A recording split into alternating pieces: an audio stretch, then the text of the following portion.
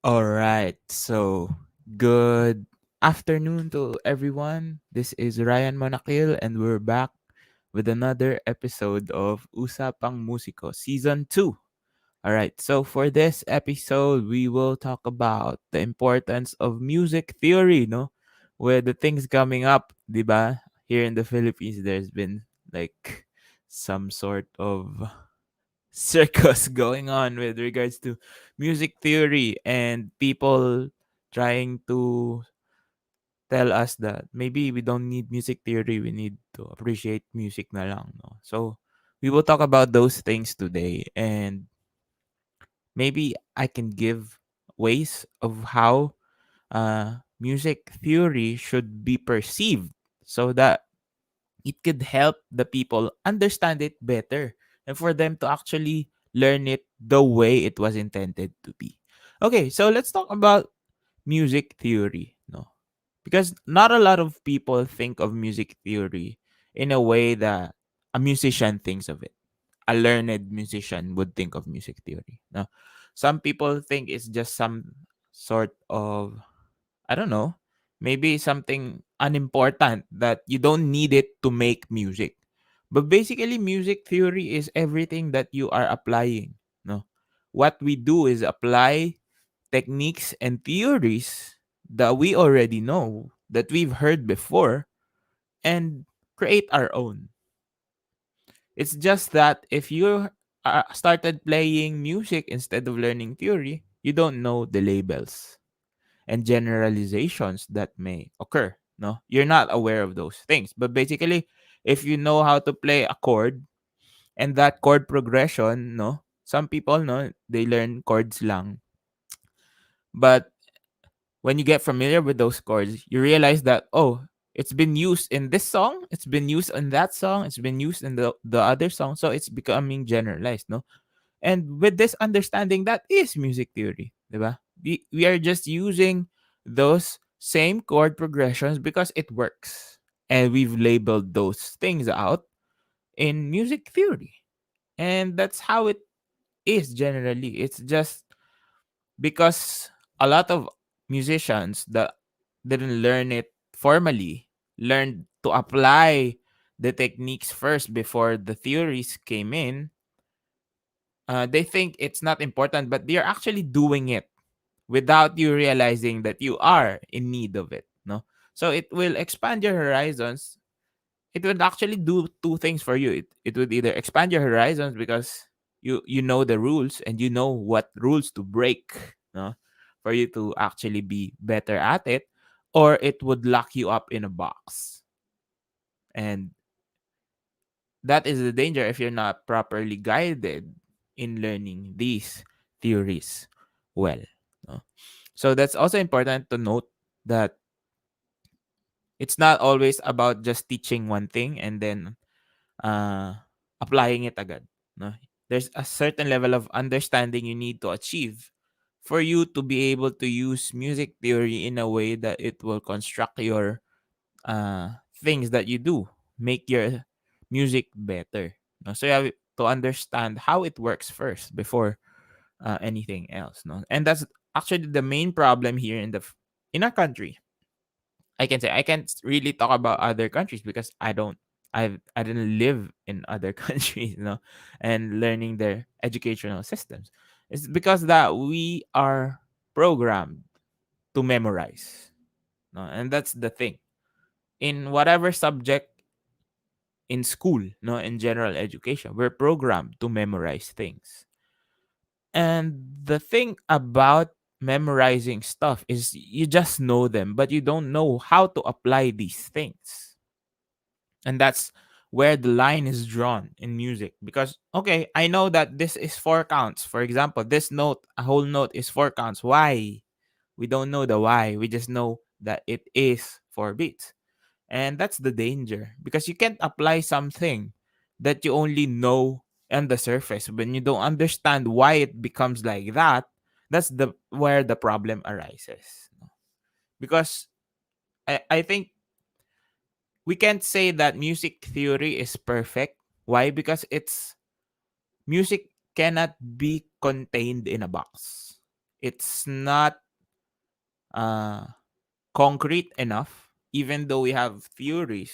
It's a theory, diba? Because it's very subjective as an art form.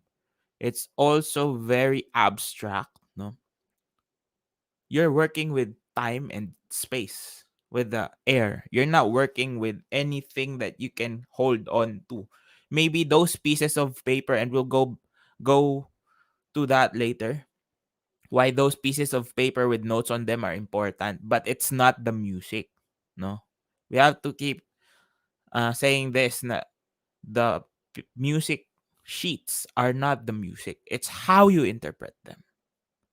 And if you don't understand them in a level wherein you can manage to do things that you need to with them, you won't be able to play that. And that maybe is one of the things that makes those other people afraid to actually learn music theory, is because it's hard to read, especially if you don't know how to read them in the first place. No, so what is it that makes it hard to read these things? It's because we don't try to understand how it works. So basically, if you view music theory and note reading as some sort of another language, no, it's easier to actually grasp. Because if you learn languages, you have to learn how to speak them and also write them, no.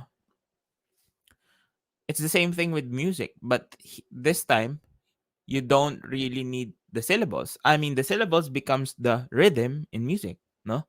The letters become the notes and rests, and we can say that the pitch becomes the pronunciations, no? Or rather the articulations pala are the pronunciations.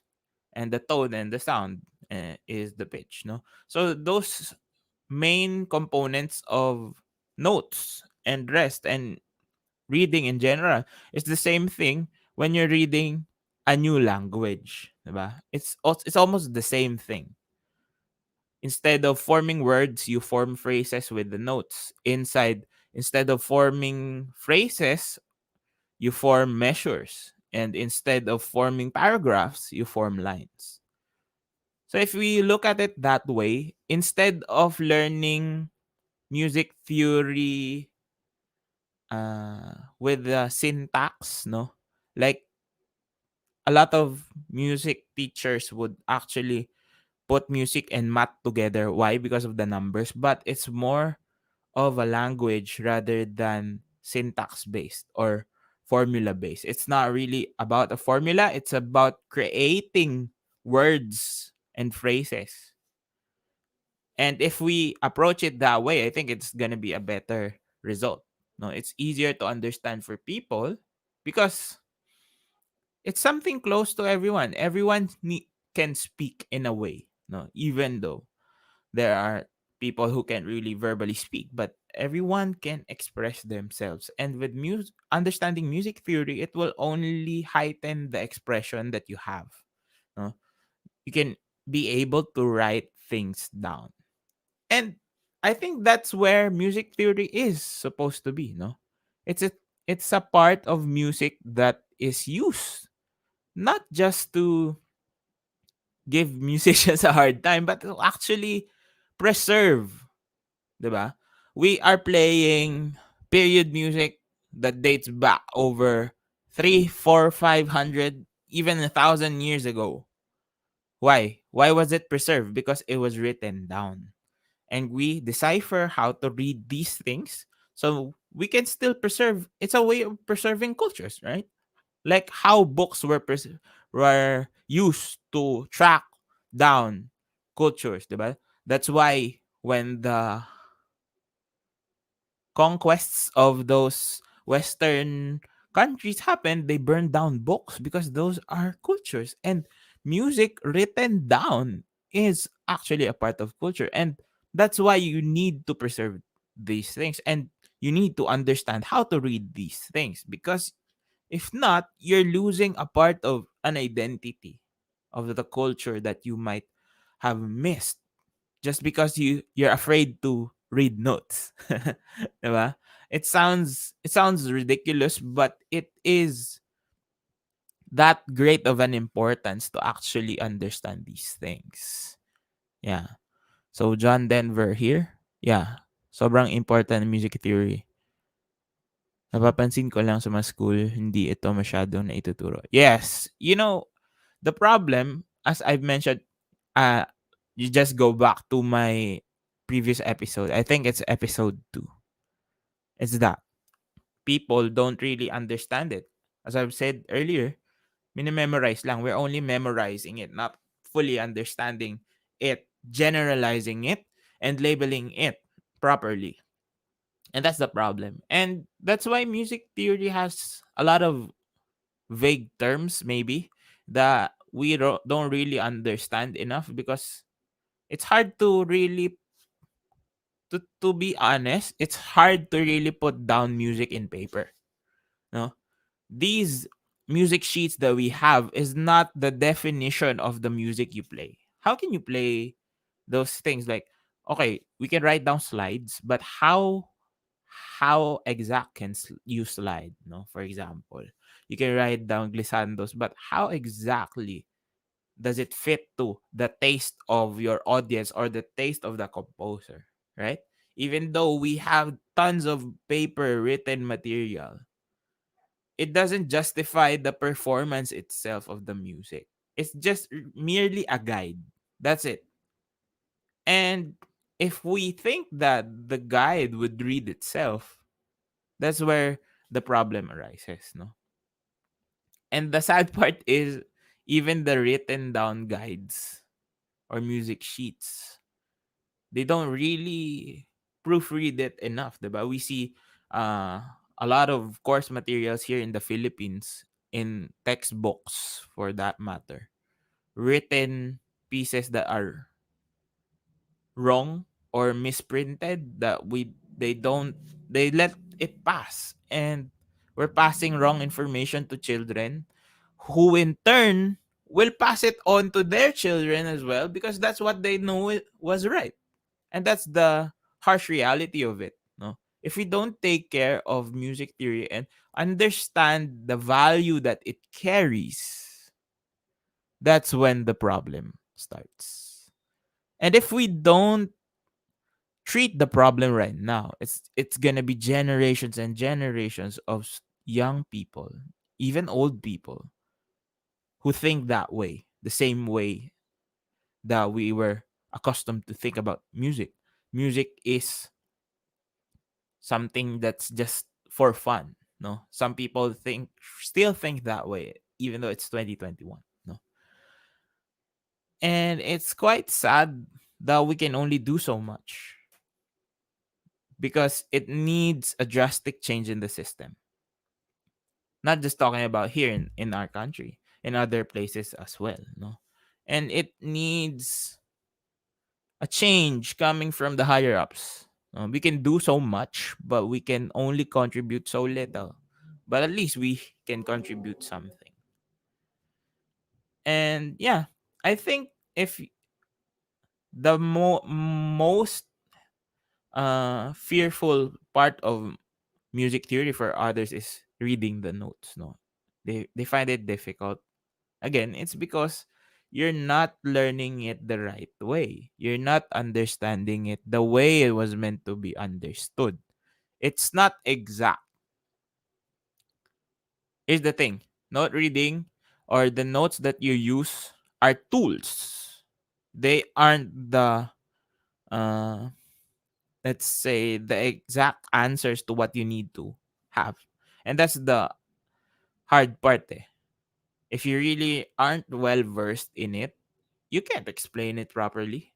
Like time signature, for example, it's so hard to explain to somebody who has no idea or experience about timing, no? Beats, rhythms, like that.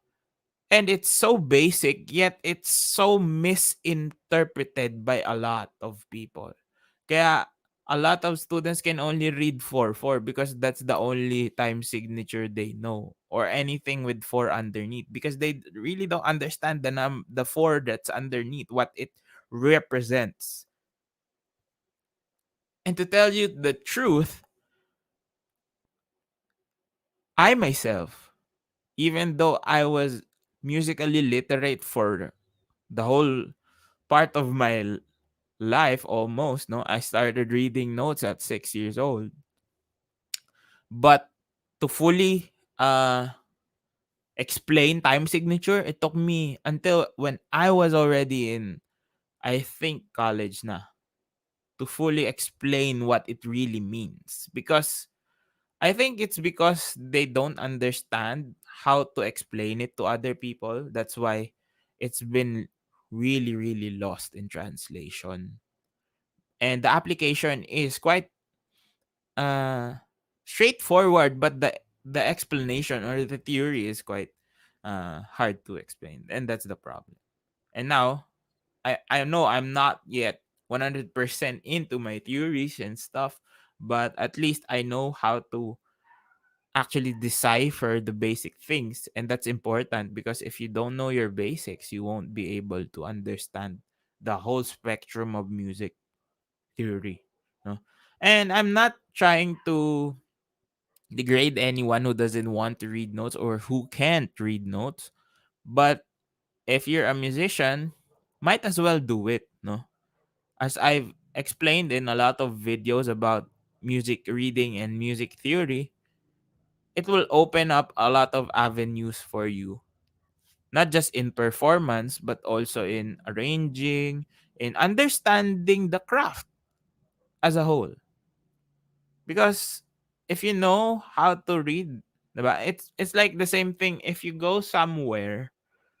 Like for example, if I go to Japan but I don't speak Japanese and I don't read Japanese, it would be hard for me to navigate by myself, right?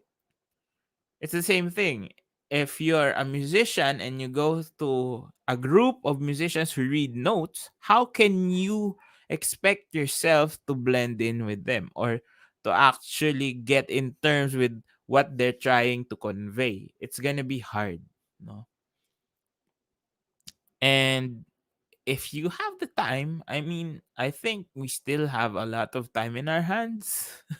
I think it's best to actually try it out. No, it's not hard. And the thing is, for it to be easy, you need to find good guidance. And a lot of musicians are here. I know a lot of people are willing to teach music theory, no? And it's not that difficult if you ask me.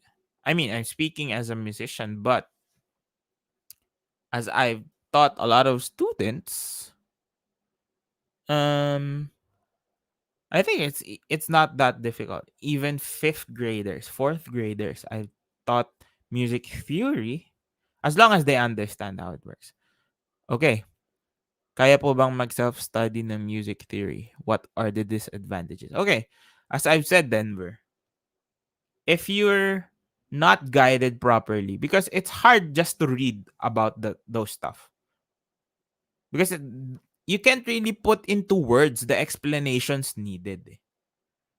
I mean, not directly, because the definitions will involve a lot of jargon, and it's actually more of a listening experience rather than just reading it on paper. So it's better to have someone teach you music theory, because the theory is not about, okay, if you see these notes, because you don't look at the score when you're listening to a performer, no, you look at the score for guidance. But when you're trying to decipher something, for example, you don't need the score, because you can hear, okay, I can hear this is a minor chord, or I can hear that this uh chord is augmented or diminished or whatever it is, right? So it's more important that you actually understand how it sounds, because music is primarily based on sounds. You don't really need to be able to distinguish it on paper or like tell me, okay, this is do on paper. If you're a performer, huh? But it's better if you know the note or how you play the note on your instrument. It's better than just telling me, okay, this is the note, or this is re, or this is fa sharp, no? Because you won't be able to use it in your application. The main purpose of learning music theory is to broaden your applications, to broaden the horizons in which you can do things. Yeah.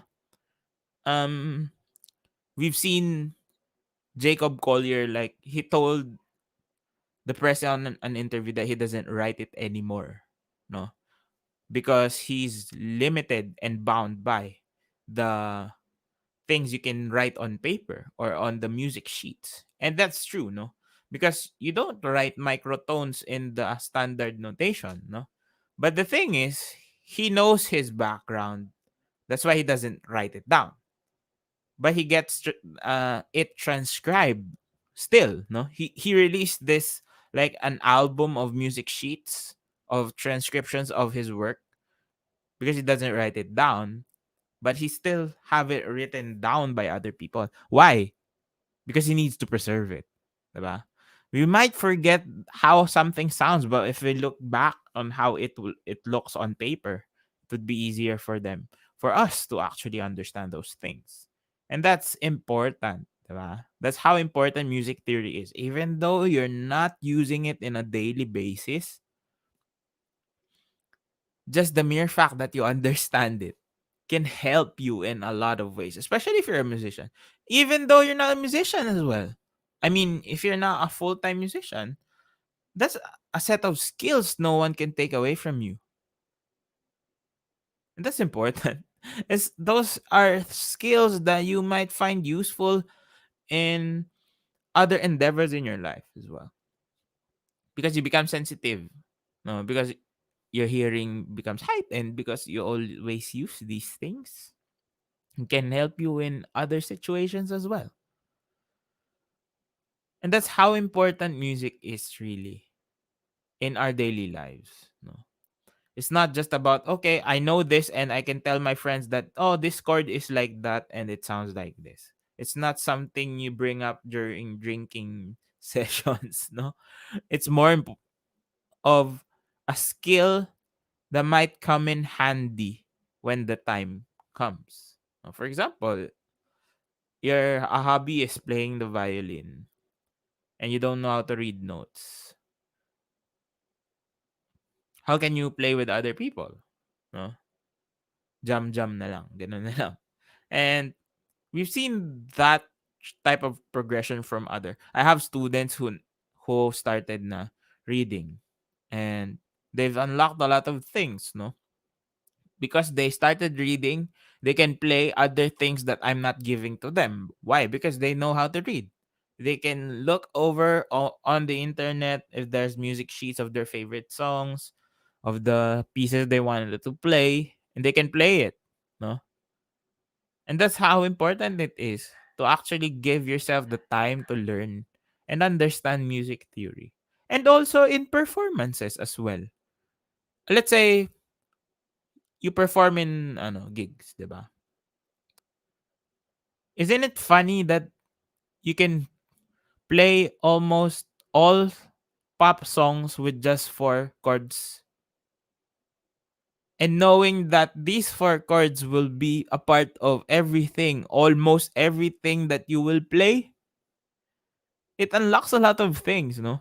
Because it's really just generalizing and labeling these things properly, no? Like the chord progressions nga. You can change which chord you start with, but you know where you will land every time if you know the theory behind it. Like how the chords move.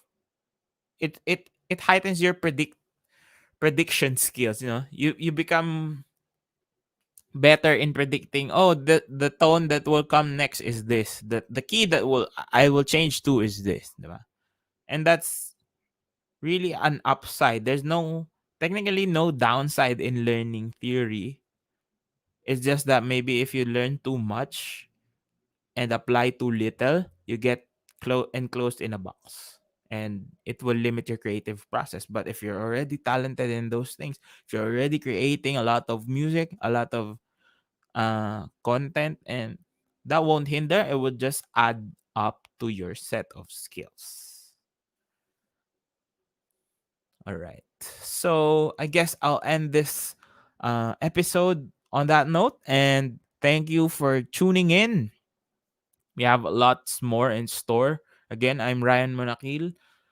Listen to my podcast on Anchor. This episode will air on Friday on all major podcast platforms: Apple Podcast, Spotify, Anchor, of course, Google Podcast, and many more. Also, follow me on Spotify for my original music and also on all major music platforms. Subscribe to my YouTube channels for tutorials, covers, and anything under the sun. And of course, always take care, and I will see you on the